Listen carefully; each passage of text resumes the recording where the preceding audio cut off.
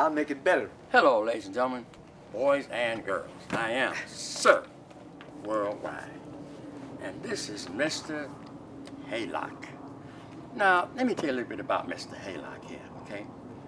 Now, a lot of you guys who've been watching Sir Worldwide, you see Mr. Haylock on Officer Igigt. You've seen him on many posts on Sir Worldwide. But nobody knew that he was visually impaired. Nobody knew that. Because he didn't want you to know, okay? So, let me tell you a little about our relationship. First of all, y'all all know I ain't gay, but I love this man. And my mother loved him. We go back 50 years. That's quite a distance to go back, you know?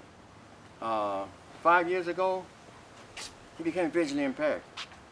I didn't believe it, and I told him, you faking that, man, you faking that. Because we played chess so much, and we on the golf course, and all of a sudden he can't see. Now, we got 50 years of history, and I was watching Trevor Noah, first time in months, the other night. There was a lady there named Molly.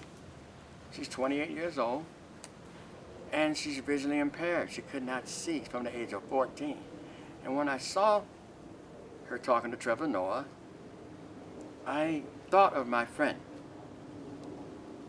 So I called him the next day and said, hey man, I saw this lady, and I think you got something to say. And when I talked to him, he said, I do. So, Mr. Haylock, give it to him. Yes, sir. Good afternoon, ladies and gentlemen, boys and girls around the world. Yeah, the introduction that was given to me, so illustrative and so in detailed and so understanding by this gentleman, that, well, I'm humbled. The reason being is because humility is one of the last things that you want to learn in life. And trust me when I say this, if you become visionary impaired, you will become humble immediately. You won't even ask questions about why you should be. When you fall down on that ground because you can't find the ground and somebody pick you up, you become humbled immediately. So all these kinds of things I learned firsthand, falling down, getting up, being in spaces where I don't know where I'm at. I'm just doing it by the love and the strength of the Almighty God that He has put into me to drive forward. So guess what? I got that. And now, with that strength, I am so, well, happiness is mine because I'm not bitter, never have been bitter, and since my impairment, which has been about going on 5 years now, or maybe 6, that, well, I've become a new man, an absolutely new man. Let me explain myself.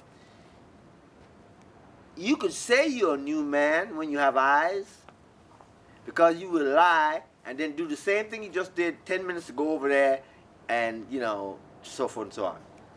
But in blindness, there's no such an animal. You are in darkness, and you are compelled to learn to find the light. Well, seek and ye shall find. And I was compelled to, and I did.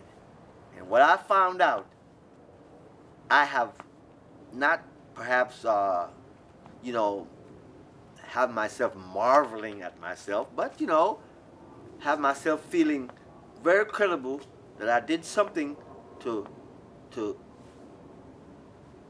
you know, further myself in my body, my mind, my soul, and my life.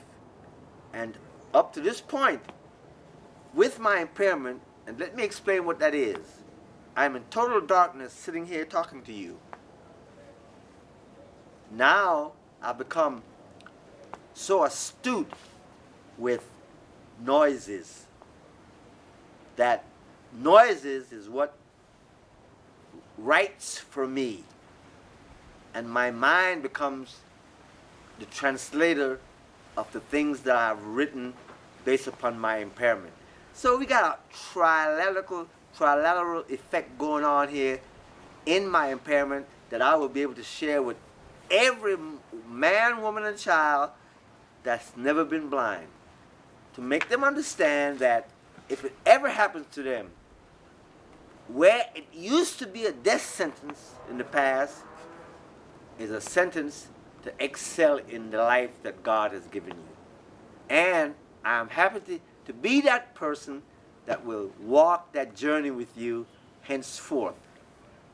In my impairment, you in your life, and us together, figuring out how to live a better life being visionary impaired. Thank you. Now, you know, I have to apologize right now to the whole world and to this great friend I have here, because I gave him a hard time. I did. I'm apologizing right now, because I told him, you ain't blind. You ain't blind. And he used to hurt me when he did that. But guess what? I just wanted to show him that I'm a true human being.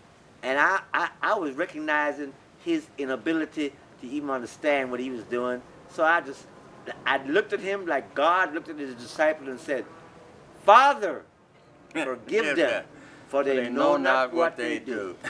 That's what I did. I implemented that immediately so that it could excel me into a different position based upon the Lord, as opposed to going into hell and become a hell fight. If you know what that means. I remember one time we went to eat at a restaurant, right? And I'm sure worldwide. I've been around the world. I've seen hungry people. So I don't waste no food. But I saw him, he had some food on his plate. So I said, hey man, you not gonna eat that? He didn't say nothing, so I took it and ate it, right? Turns out, I let him take the rest. Well, I don't know if listen, in all honesty, my plight with this gentleman right here, God placed him in there for me because he was like my heckler, personal heckler.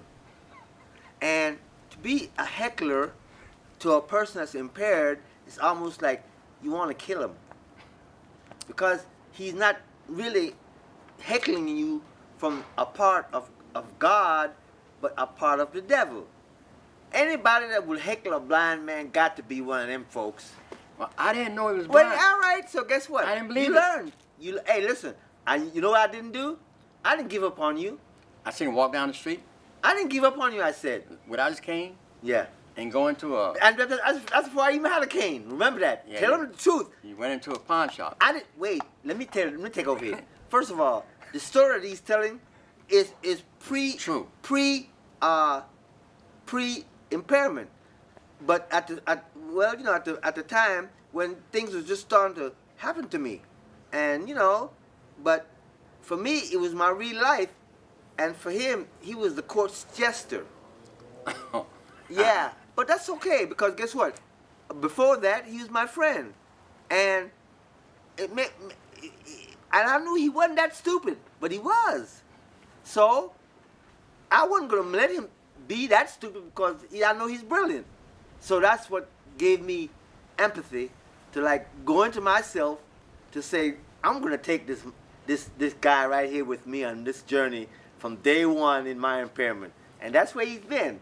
And everything that he's telling you is true. I was in denial about him being blind. Yeah. We had war on the chessboard. We Right. had wars. We Right. beat each other up. He never, and listen to this, he never gave me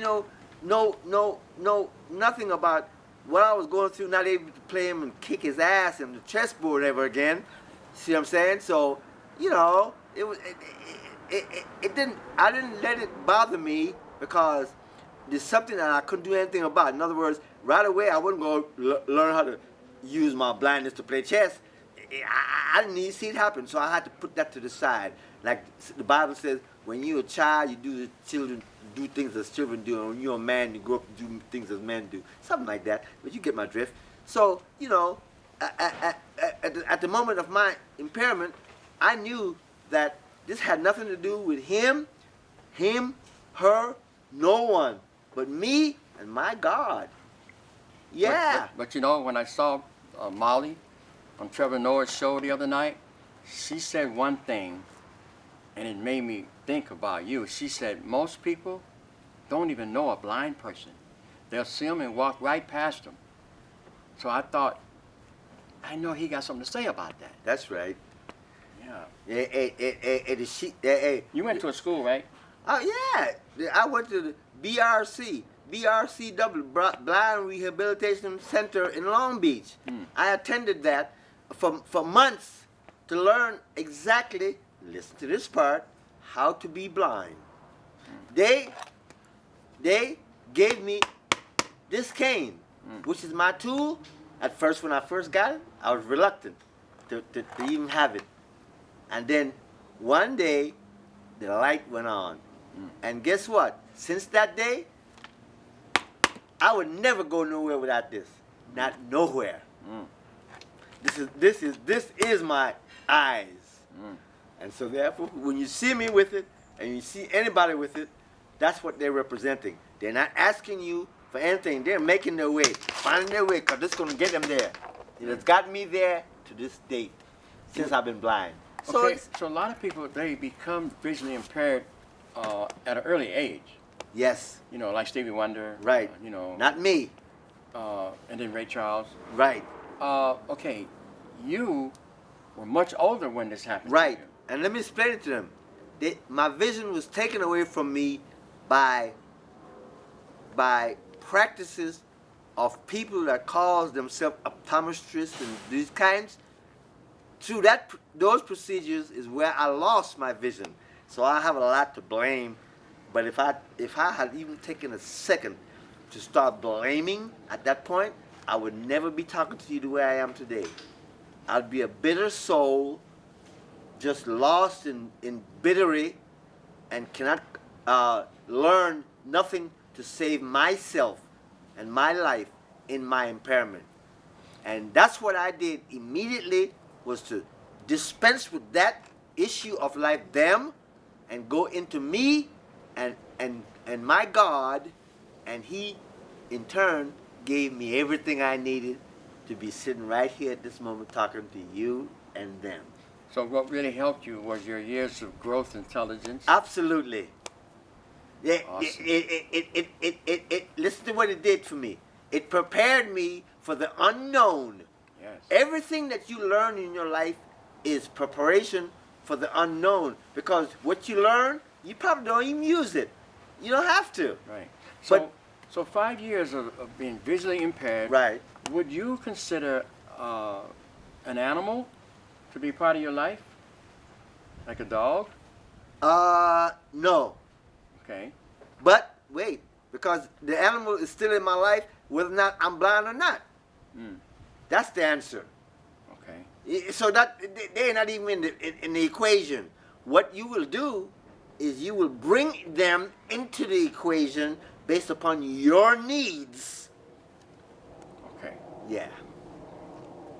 Well, I want to thank you, and this is just the first session. You're going to hear Mr. Haylock tell you guys about him being visually impaired. Oh, this is wonderful. So, This pay is attention. wonderful. Let me conclude this segment by saying this to these people out there that's listening. I am so fortunate to have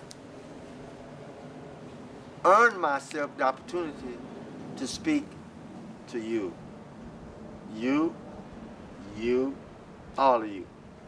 I think it's an illustrious opportunity that I've never had in my life. Because in my living life, when I could see, I didn't worry, I didn't have a care. I just got up and did what the Lord wanted me to. Now, I have to show the Lord how I have learned how to utilize his impetus and transformed it into me as to where I can be the being that I am, sitting right here, right now with y'all. And I do hope that there's someone out there knows. I want this to go to their ear.